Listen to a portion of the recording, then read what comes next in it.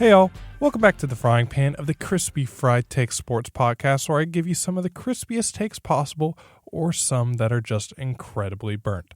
I'm your host Chrispy, and today in the frying pan I review my March Madness bracket, which is horrendous by the way, and I hopefully bounce back, and now that the round of 32 over, I can accurately predict the national champion that will win the title.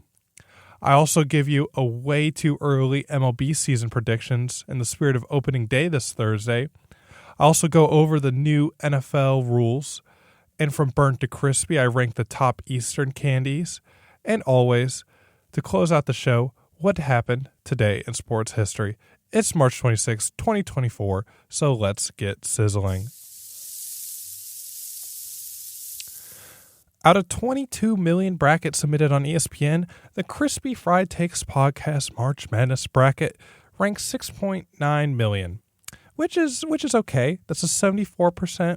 That's 74% correct. We'll take it, but certainly wasn't my best.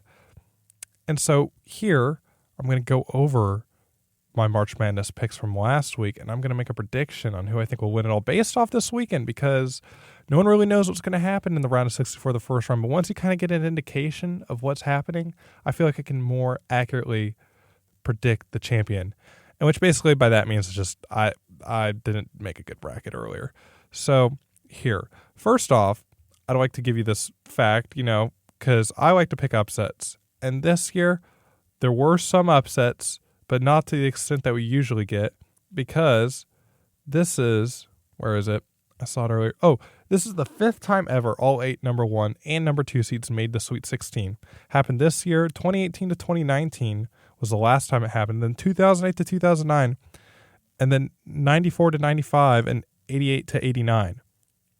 So, I mean, it doesn't really happen that much, and I like to pick upsets, and they didn't really get to happen as much.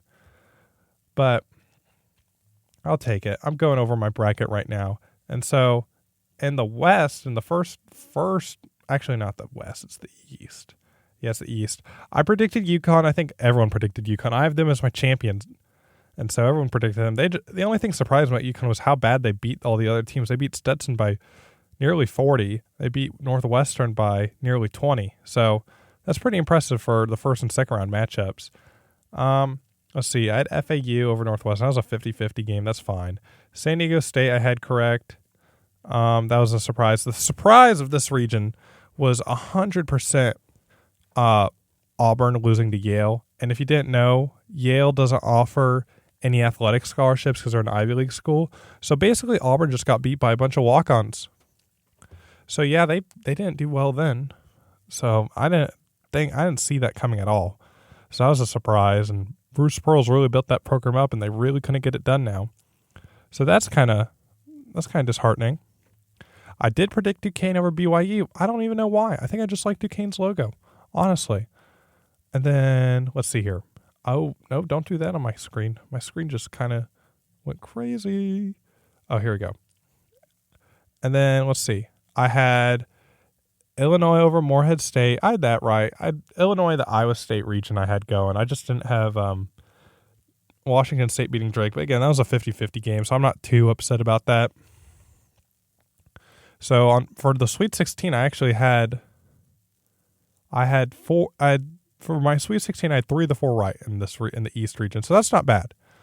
The West region is kind of where I screwed up a lot. I didn't make the right picks. North Carolina, impressive. I think everyone had them. I actually Michigan State beating Mississippi State, which is kind of surprising because Tom Izzo's team hasn't done well lately, but they really showed up for that first round. And most of the second round, they were in the game. The score doesn't do them justice, 85 to 69. North Carolina beat them by that much, but they're really close for like most of the game. They just kind of let it slip away from them. Now, I had GCU beating St. Mary's, but I had GCU beating Alabama. And GCU could have won that game. They just fell into the trap of Alabama likes to play fast-paced offense, and GCU really likes to stick to their play calling and everything. I can't think of that, but they like to set their own pace, and they just kind of fell into Alabama's trap.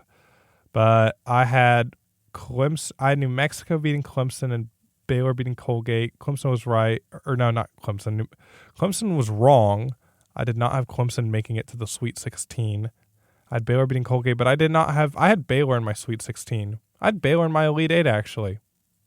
So that was a surprise. I had Arizona losing, and then, okay. I had Nevada beating Dayton. That didn't happen. Nevada was up by like 17, and Nevada came back in the final 10. Or Nevada was up by 17, and Dayton came back in the final 10 minutes. That was crazy.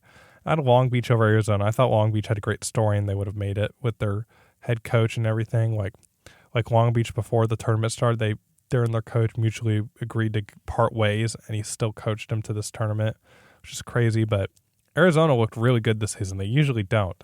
So in the West region, I only had one of the four correct, and that's the 1 seed, so that doesn't really mean that much. And then if I move to the South's kind of like the fun part of the tournament, I'd say. Obviously, I had Houston winning. Houston almost lost to A&M. They had to go to overtime because A&M hit a buzzer beater to send it there.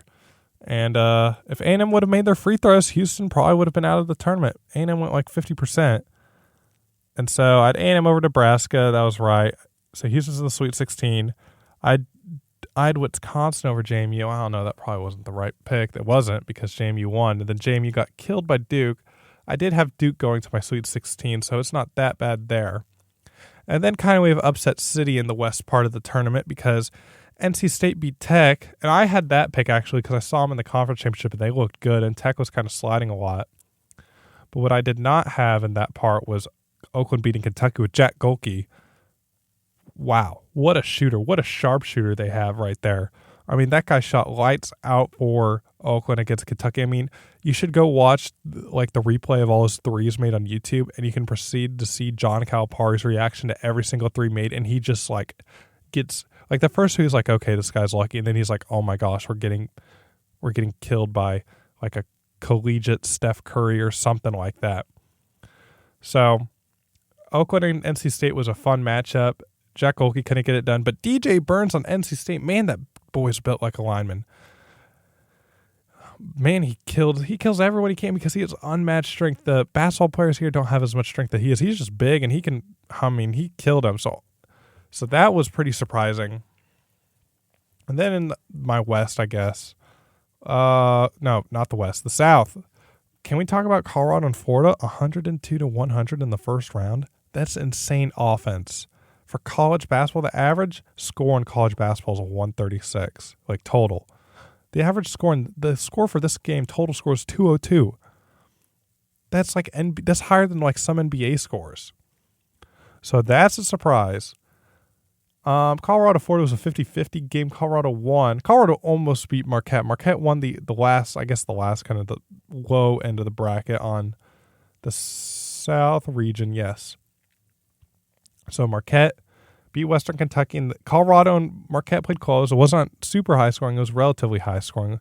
Marquette won 81-77. So I have Marquette versus NC State, and that of the Sweet 16. In the South region, I was 4 for 4 in that region for my Sweet 16 team. So that's not bad. That is not bad at all.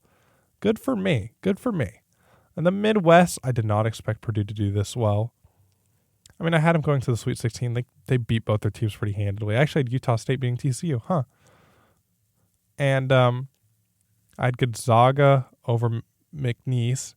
McNeese was not as good as I thought they did. McNeese was not as good as I thought they could have been. I had Samford over Kansas. Samford could have won that game. There was a bad call. There was a bad, super bad call because there was like 30 seconds left, and Kansas was up by like 1. Or not up by 1. They were up by 2 and or something. It was like really close.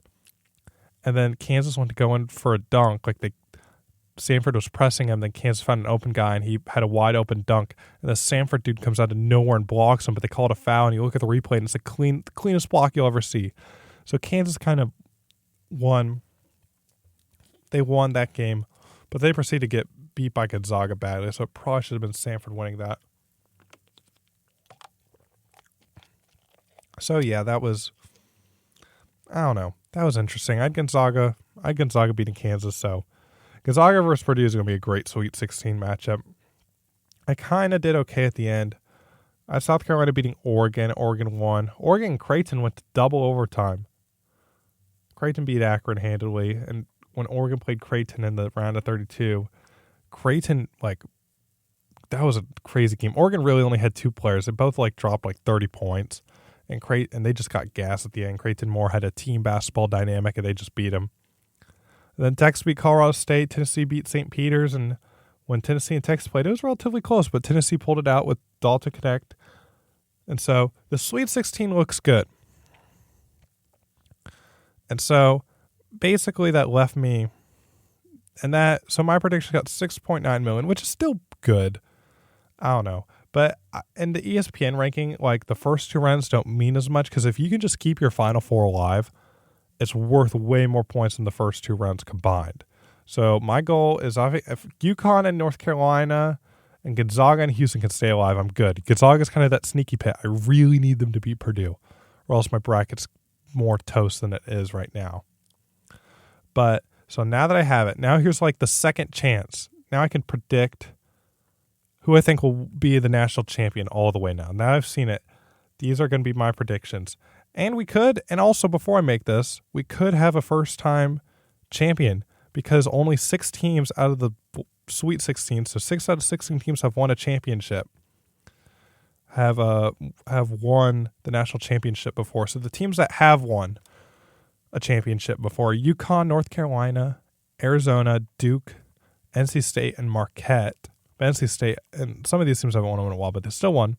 The never won are Gonzaga, Purdue, Iowa State, Clemson, Tennessee, Alabama, Illinois, U of H, Creighton, and San Diego State. So we could have a first-time national champion. The only problem is probably the best team, 2 of the best teams are 1 seeds that have won before: UConn, North Carolina, and the other teams that have won are good too.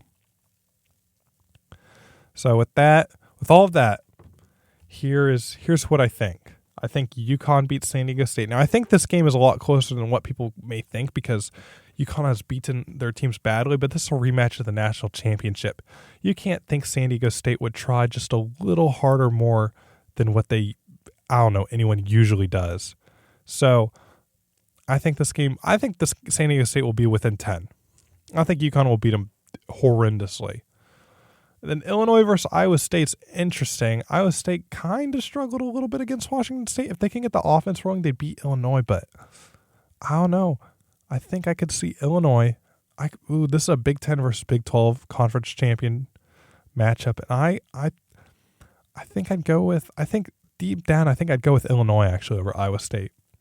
But that's a 50-50 game, but I'm going to go Illinois. Illinois and UConn make it to the Elite Eight, and I think UConn beats Illinois, and UConn makes the Final Four.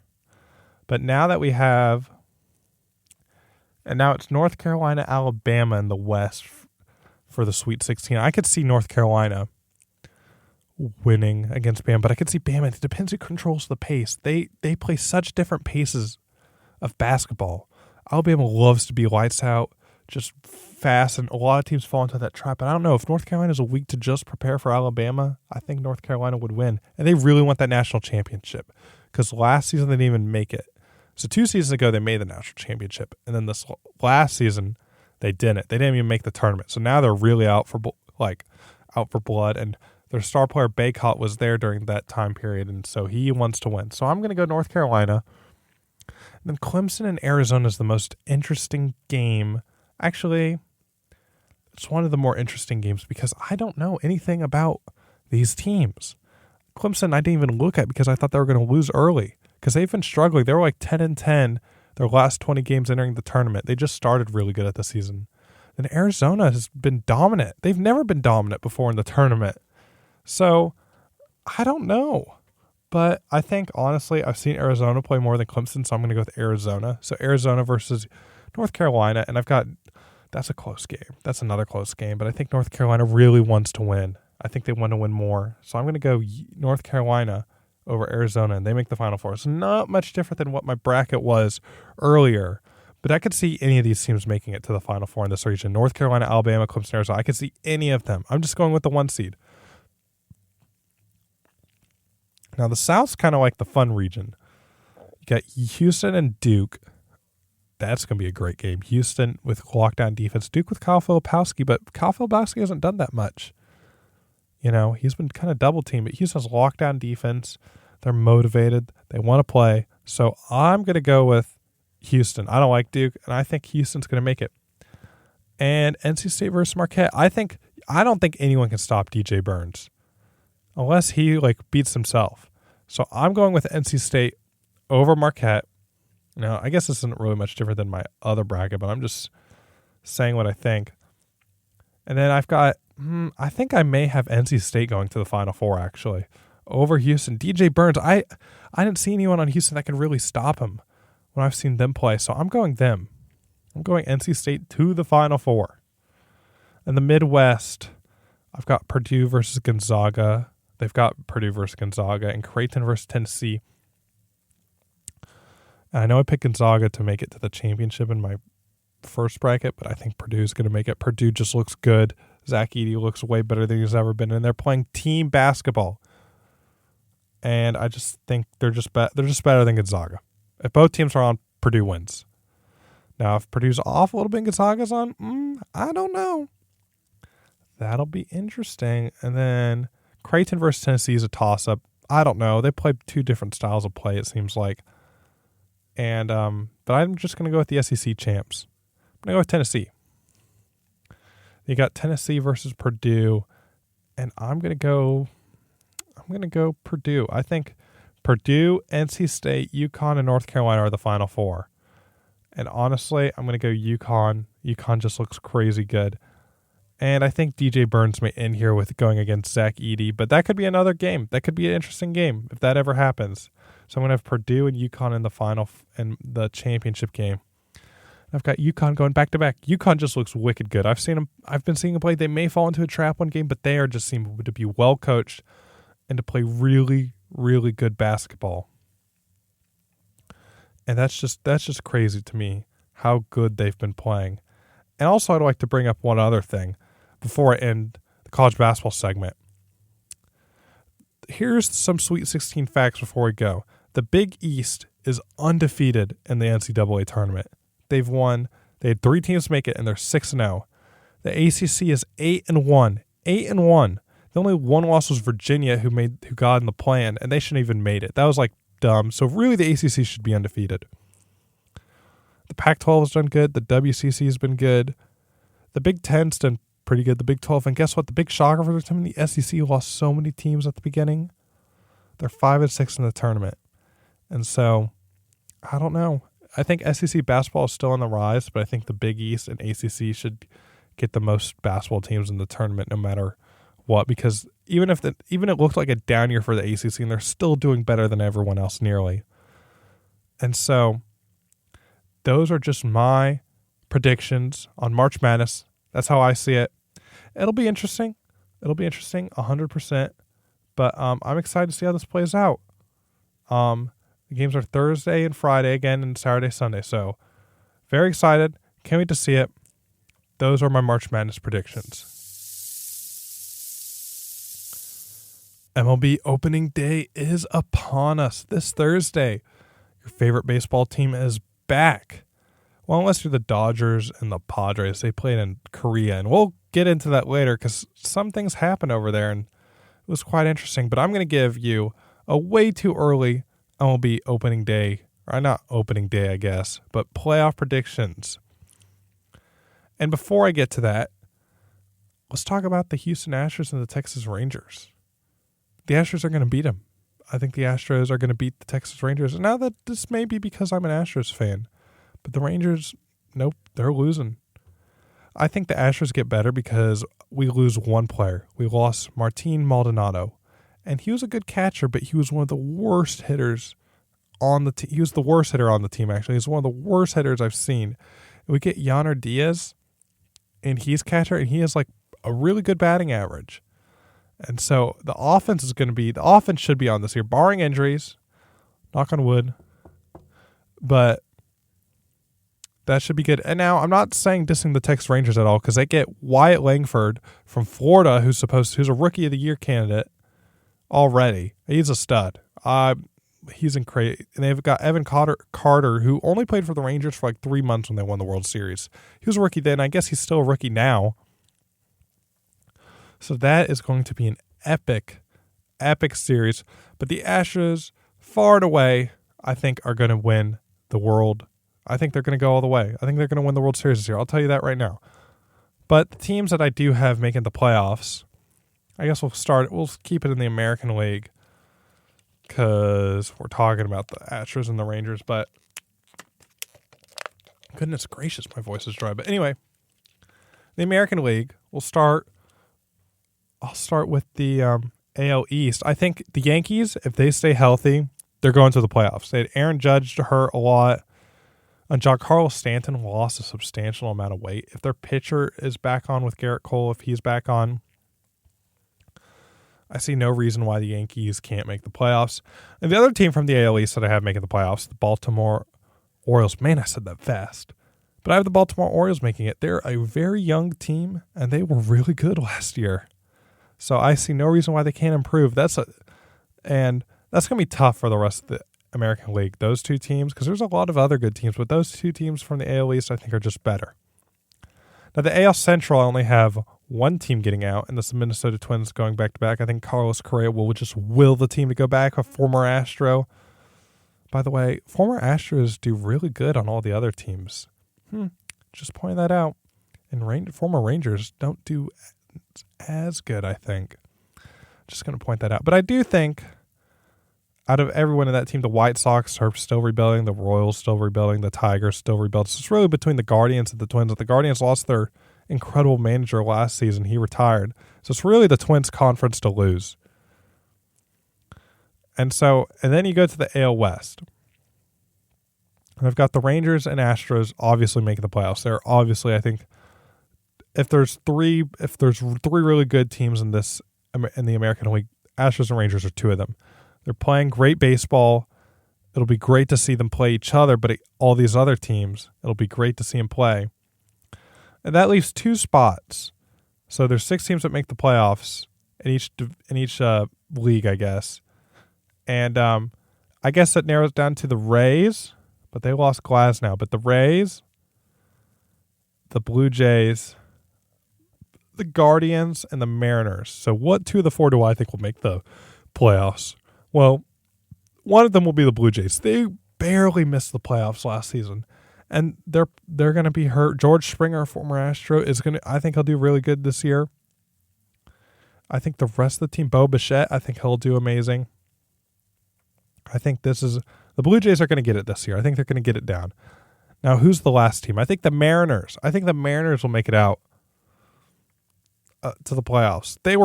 They barely missed it. They made a strong push last season, but they barely missed it. And so I think they'll make the playoffs. And so who do I have in the AL American League Championship this season? Well, Astros are obvious. I think it's an Astros and Rangers rematch because those are just the 2 best teams in baseball. They're just the 2 best teams. By far, by away. Now, the Yankees could do it because Aaron Judge is there and everything, and Aaron Judge is just a beast. The Orioles could do it too, but I would not be surprised if the Rangers and the Astros, as long as they don't play each other before then, I think it's the Rangers and Astros. I could also see the Orioles getting there too, but I think it's the Rangers and the Astros for sure. Now, in the National League, I have... Let's see here. We'll start with the East, the NL East. I've got the Braves, obviously. If the Braves do not make the playoffs this season, it'll be one of the most shocking things ever. But I have the Braves making the playoffs, obviously. I've got the Phillies as well. Those are 2 teams I think are just going to they're just good. They're just good at playing baseball. Matter of fact. Now the Cubs, they're the NL Central. I have only one team from here, from the NL Central. You got the Cardinals, Cubs, Brewers, Pirates, and Reds. And really only 2 teams are competing this for, again, the Brewers and the Cubs. But I definitely have the Cubs making. They got Cody Bellinger. They re-signed Dansby Swanson. That's going to be a good team. It's going to be a good team. And I think their pitching has improved. So I've got the Cubs making it, and Chicago would just love that. And I think the baseball world is better when the Cubs are good. And then in the NL West, I've got 3 teams making it from here. The Dodgers are obvious, and we'll get into the Shohei stuff. Don't you worry. We're going to get into that Shohei stuff in a bit, because that's a whole entire other thing. That's wild. And so I've got the Dodgers making it. I got the Diamondbacks. I may be a little surprised, but they were a very young team last season. They made the World Series. I don't think there's any reason. They don't really lose anyone. I don't think there's any reason why they can't make the playoffs again. And so my last team, I've got the Padres over the Giants. Now, the Giants, I think, are going to be good next season, but I think the Padres are just better with Manny Machado, Fernando Tatis Jr., and just everyone else. I think they're going to get to the playoffs. I think they may win a series. They didn't win one last season. So that's who I think. And now, out of all the National League, who I think is making the World Series, I think it's the Dodgers versus the Astros in the World Series. I think the Astros are going to win. That's maybe a little bit of a bias, but the Astros are going to win. I think the Astros are going to get 8 straight ALCS, make it to the World Series, and win it all. I'll be the happiest person ever. Maybe I'm just fantasizing a little bit, but it is what it is. It's too early to tell. It's way too early playoff predictions. And I'm just overall excited about opening day because I love watching baseball because you can play baseball at any time. The thing I don't like with the NBA right now is that like NBA games are always on at like 6 to like 10. They have games that start at like 9 or 9:30 p.m. Baseball they can play at 11 a.m. You can play all day. You can just turn on your laptop, turn on your phone, turn on your TV, and you can watch baseball. It's great. So that's why I'm very excited. And with MLB opening day, that means the Masters is coming up too, and that's very exciting as well. Now, we'll kind of transition here. We'll keep it in the MLB, but we got to talk about Shohei and his interpreter. Now that's a crazy story in itself. So here's the story. Let's set the scene. I'll set the scene for everyone. Shohei has his interpreter, Ippei Mizuhara. I probably butchered that, but we'll go with it. Now, Ippei Mizuhara, we'll just go Ippei. Ippei has probably one of the greatest jobs in the world. He gets to be Shohei Ohtani's interpreter. And so way back in the day when Shohei was just playing Japanese ball before he made it over here to the majors, he hired Ippei as his translator. He hired him as his translator before he came here. So he met him when he was in Japanese ball, and he hired him as his translator. And so Shohei made his jump over to the major league, and he's like, I'm going to bring my interpreter with me. Why not? We're good friends.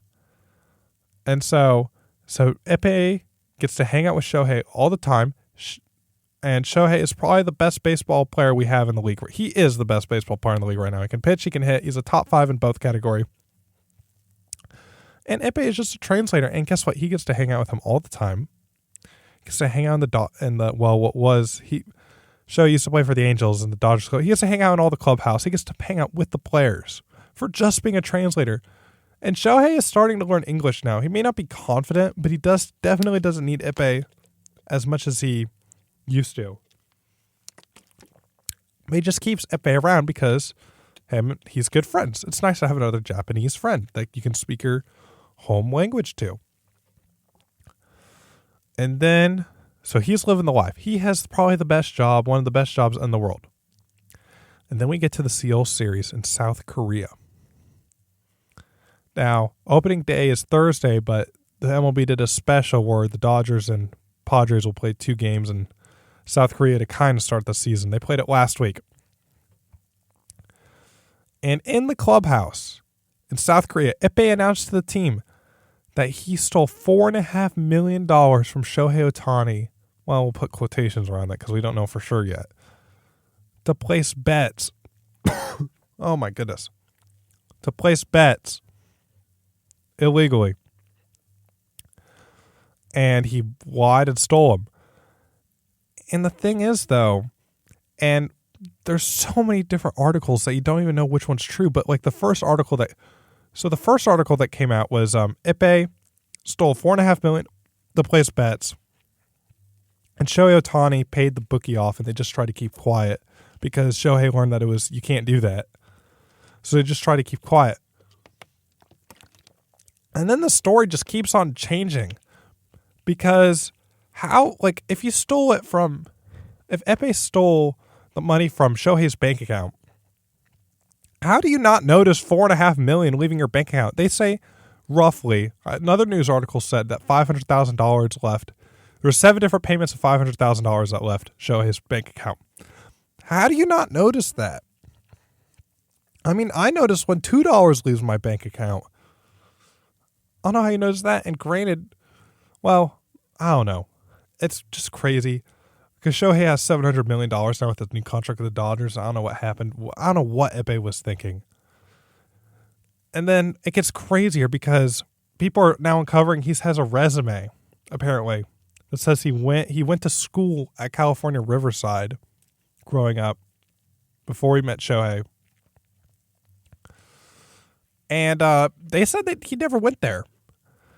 And so he lied about that, and he lied about working for the Red Sox before he met Shohei. Like, he said he worked for the Red Sox, found out he never worked for him. So here's the other thing. So now we have all that. We're placing all the blame of Epé. Now some people are thinking, here's the kind of conspiracy theory. Some people are saying Shohei bet the money and Epé is just the fall guy, which is kind of plausible. Because how do you not realize $4.5 million leaving your bank account? Like, how do you not do that? And it's just crazy. And Epé is just the fall guy. That's kind of also what people are thinking. And it's just wild. That's just a wild thing. That's just crazy. And now MLB is doing an investigation, and we'll see what's true, what's not. Shohei made a statement, like, I think today, actually. And he said he just made a statement, like, I did not gamble. I did not know my interpreter was doing this. And I'm not involved in gambling in any way. Now, the consensus is that they never placed a bet on MLB games. So they may be out of the clear on that. But I don't know. Well, that story's going to keep on uncovering. Now, we'll see if the MLB actually punishes Shohei for anything. Because he is their star player. He gets the most, he brings the most money because the whole entire continent of Asia is rooting for Shohei. So if you ban him, if you like make him not play, let's say they went streaming, they made him not play for a season. They're losing so much money. So maybe we'll get preferential treatment. They'll just not ban him. They'll just pay a small fine. We will see. And so that's kind of the drama going into MLB opening day. And let me just say, it will be an exciting season to watch. The NFL, or as I like to call it, the No Fun League, has introduced some new rules. Very recently, as of today, we found out some more rules. And the major one is that the NFL has banned the hip drop tackle. Now, if you're unfamiliar with, like, if you can't think of what tackle it is, it's pretty literal. So imagine a running back's running down the field and you're a defender kind of at an angle chasing behind him. You can't really catch him. You may go for his hips and try and make him fall, which is a normal tackle. If you look at if you looked up, like, I bet someone's already made a YouTube clip of it, but I bet if you looked up YouTube clips of hip drop tackles, it very much looks like a normal tackle. And it's just crazy to me that the NFL is doing it because defenders are already at a disadvantage with all the cheap roughing the passer calls like they do in Patrick Mahomes.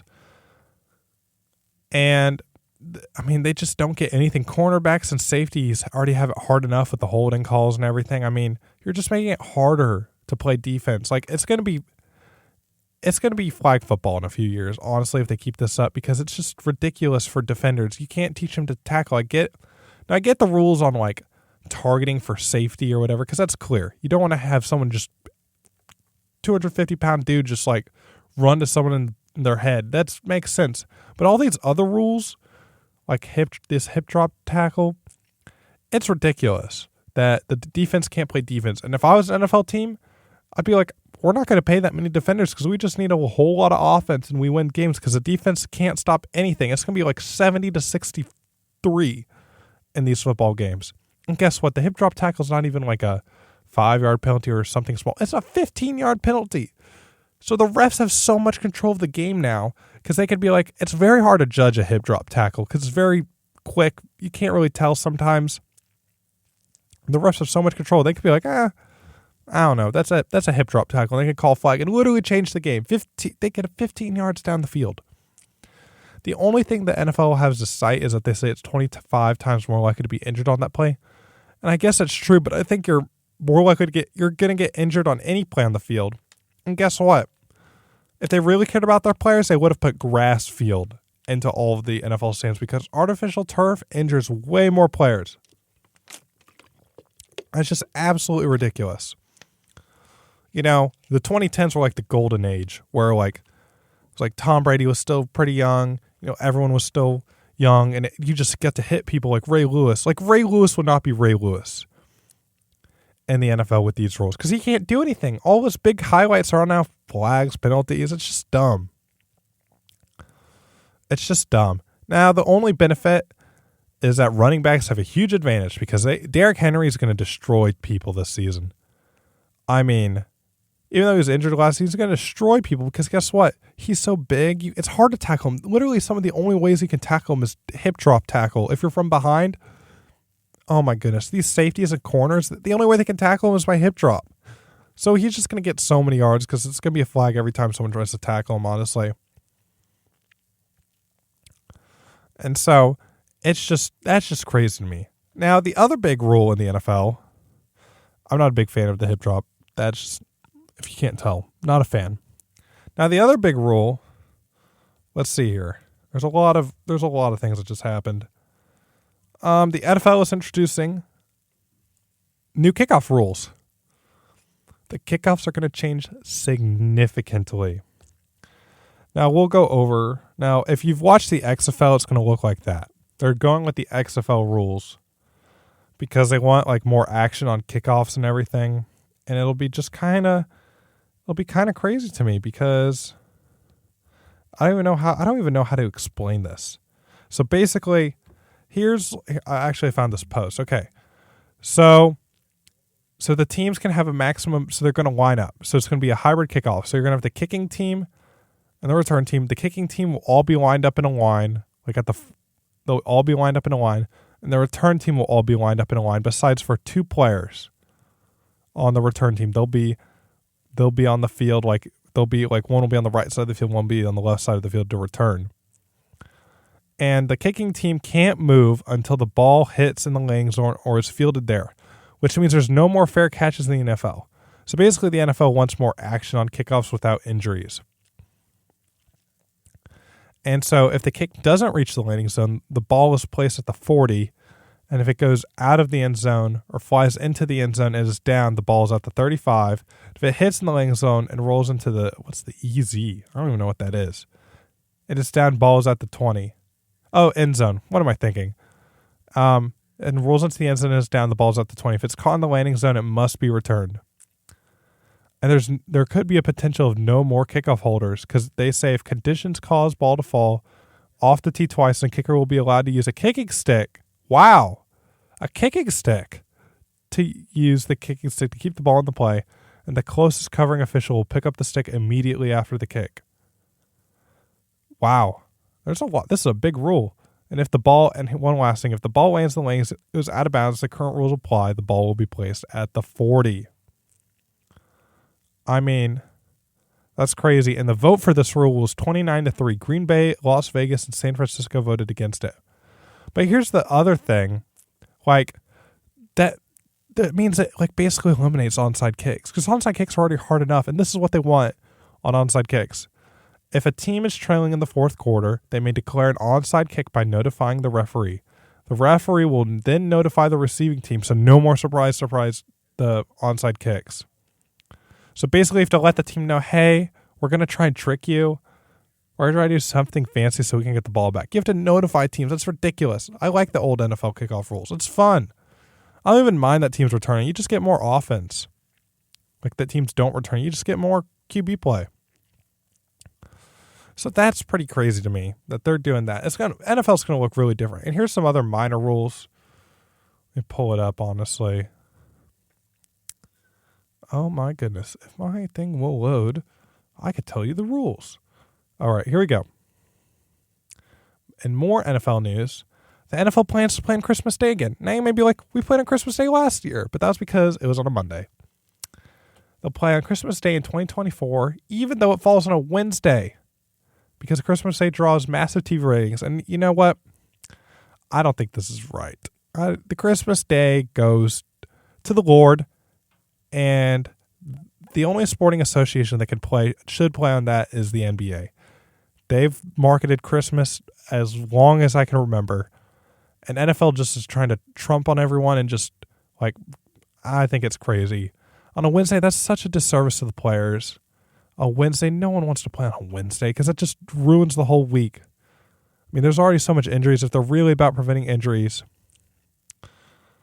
then they wouldn't do that. But that's dumb. The NFL's dumb. Roger Goodell, all the owners, they're just not. It should be the NFL Players Association that makes all these rules, because the players are the one playing, not the owners. I get the owners want to protect their investments and the league wants to protect all the players, but sometimes enough is enough. You're doing too much for profit. The NFL has also changed the trade deadline by 1 week, which means the trade deadline will now take place following the Tuesday after Week 9 games. That's kind of a little interesting. A little extra week to decide the trades. I don't mind that. That's okay. Now, here's an interesting rule. A new change. The NFL will now allow teams to promote a practice squad QB to the active roster for game days as an emergency third quarterback in a limited amount of times during a season. So every NFL team will have like an emergency goalie. Like in hockey, they have emergency goalies. So basically what happens in hockey is that every home game, the team who's at home will provide an emergency goalie. Basically, they have limited hockey experience, and so that way, if either team's both goalies are starting and the backup get hurt, they have this emergency goalie to play. And the NFL's doing this because not this previous season, but the season before, when the 49ers literally ran out of quarterbacks. They're having like Christian McCaffrey and shotgun. So that way teams are still in it, even if like all options are gone. So that's not bad. I don't mind that. It's a pretty good rule. It's just the major things. Like the small rules don't seem to be bad. It's just these major rules that are just disgusting. And okay. So you can only onside kick apparently in the fourth quarter. I did not know that. While trailing. So okay. I thought it was just you could do you can only do the onside kick in the fourth quarter, and you can only do it while trailing. That's the whole point of the NFL is like it's surprise. There's no trick plays, there's no creativity. It's just that's not a good rule. I don't like it. That's boo. That's a bum. Okay, now these are probably the best two rules that the NFL has done. The only really two really incredible rules. The NFL has approved a rule to allow a replay review when there is clear and obvious visual evidence that the game clock expired for any snap. So now officials are allowed to replay if the clock went out or something, so that way they can't just give it to people. Like they can't just let the play go, because sometimes you'll look at the TV and you'll be like, it's at 0. Why are they not flagging anyone? And now they can. They can replay. And also another one, the NFL will use replay assist on intentional grounding in 2024, and they'll determine whether the QB is in or out of the pocket and whether a defender is actually close to sacking the QB within 2 yards. And that can be assisted by replay assist. So that's similar to like tennis, if you're watching tennis, they'll say, and if it's really close on in or out, they have this like camera that can track stuff and everything. And they can tell specifically where the ball landed in or out. So that's good, because if you watch a lot of games, usually the star quarterbacks get preferential treatment. They throw it away. Sometimes they won't call it on them. So that's pretty good. I think those rules are just the last two are good because it just allows more replay for the refs when they screw up. So, but I just can't get over the hip drop tackle. Like, defense is going to be non-existent next year.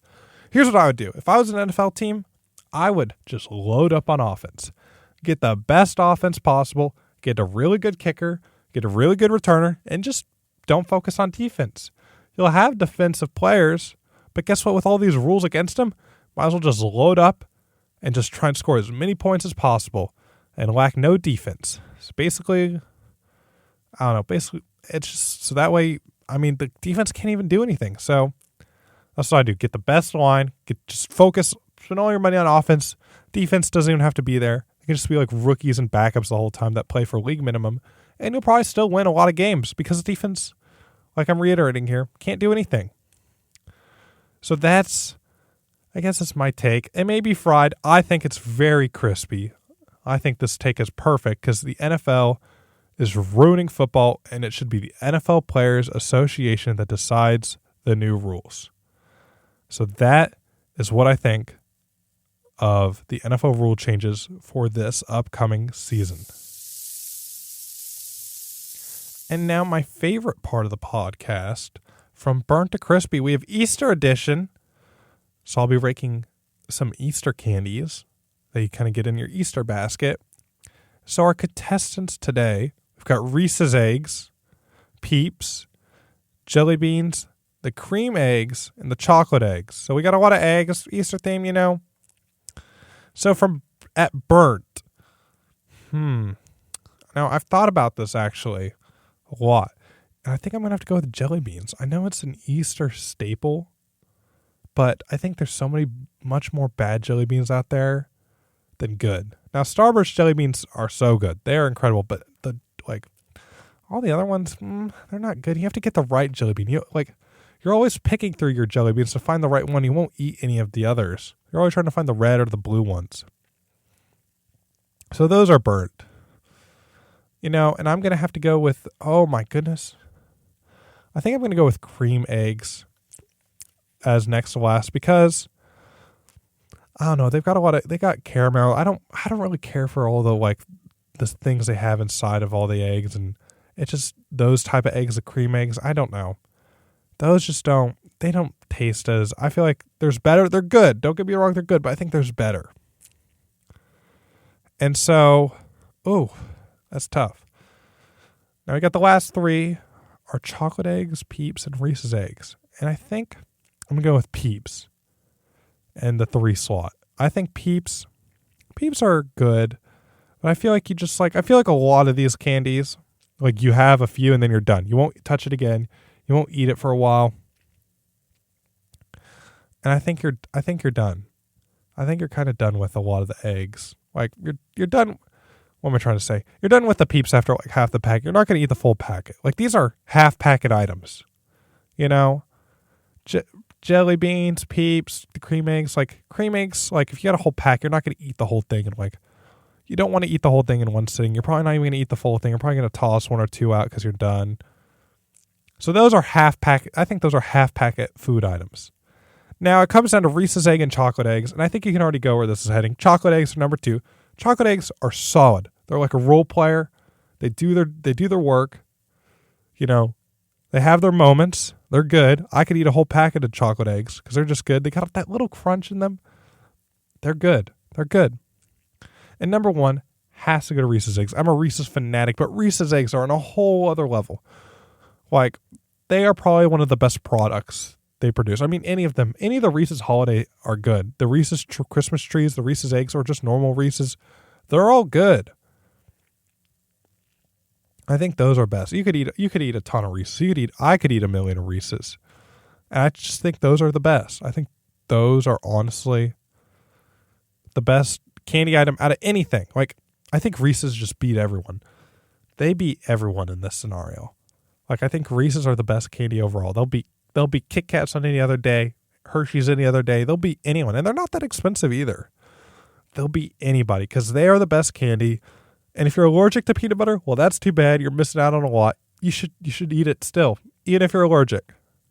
And also, I'm such a big fan of Reese's. They have this Reese's ice cream I took a photo of at Walmart. I got it and I ate the whole thing, and it was insane. Let me see if I can pull up a photo of it and say what it... Okay, it's Reese's. It's not... I don't know what company it's made by, but it's Reese's peanut butter, and it's with chunks of Reese's peanut butter cups and Reese's peanut butter swirl. And let me tell you this. I had this ice cream, and this is better. That was probably better than Bluebell. That ice cream was number 1, and Dr. Pepper ice cream is right there. Those are the 2 best ice creams on the planet. And this is like a bonus from burnt to crispy, because those ice creams are game changers. Let me tell you that. They are good. Anyway, back to the Easter candy. So that's how I think from burnt to crispy. So in last place, jelly beans. Starburst jelly beans are good, but overall in the jelly bean market, Jelly beans are okay. Next we have cream eggs. They're good, but they're only seasonal. Like, you won't want them a lot. Like, after Easter, you don't, I don't care. Same thing with Peeps. Peeps take the 3 slot. Oh my gosh. That didn't sound good. Peeps take the 3 slot. And, yeah, they're good, but like, you're only going to eat half a packet of Peeps. You do not want to eat the full packet. You feel, and if you do, you feel bloated. You feel horrible about yourself. That's kind of it with all of these. But once you hit chocolate eggs and Reese's eggs, you eat a whole packet and you feel fine. So chocolate eggs are number 2. They're a solid number 2. The Reese's eggs are number 1 because they're just above chocolate eggs. It's just like chocolate eggs, but really like better. And chocolate eggs has it down. So that's how I think from burnt to crispy. That's my take on Easter candies. And today in sports history, it's March 26, 2024.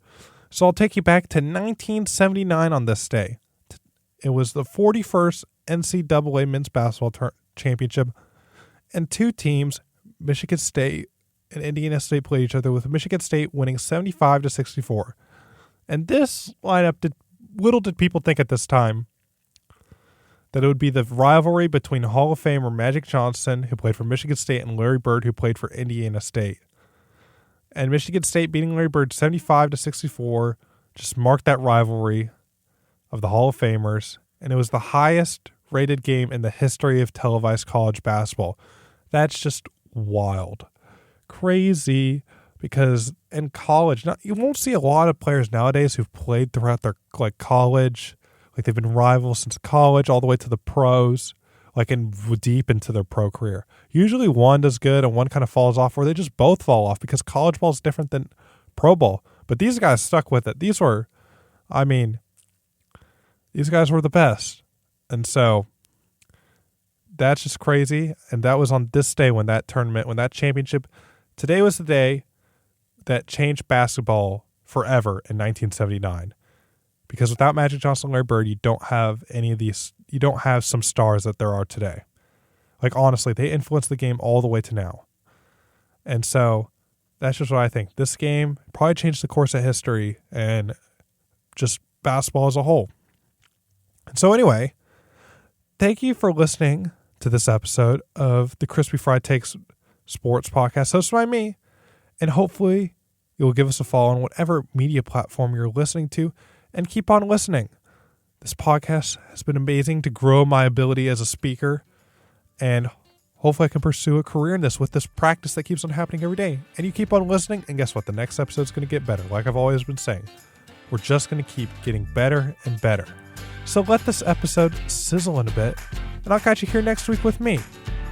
Have a good Easter weekend, and thank y'all, and have a good one.